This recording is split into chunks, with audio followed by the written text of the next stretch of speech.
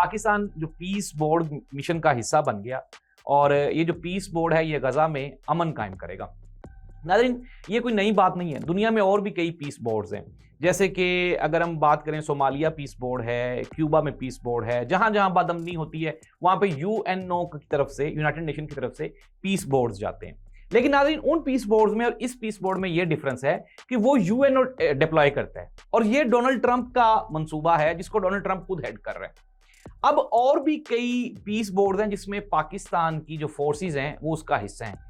Even के अगर मैं गलत नहीं हूं तो सोमालिया में जो पाकिस्तान पीस बोर्ड की जो दस्ता है पाकिस्तान आर्मी का, उसके ऊपर एक मरतबा अटैक हो गया था। एक जगह पे और भी पाकिस्तान के ऊपर अटैक हुआ था, पाकिस्तान आर्मी के ऊपर।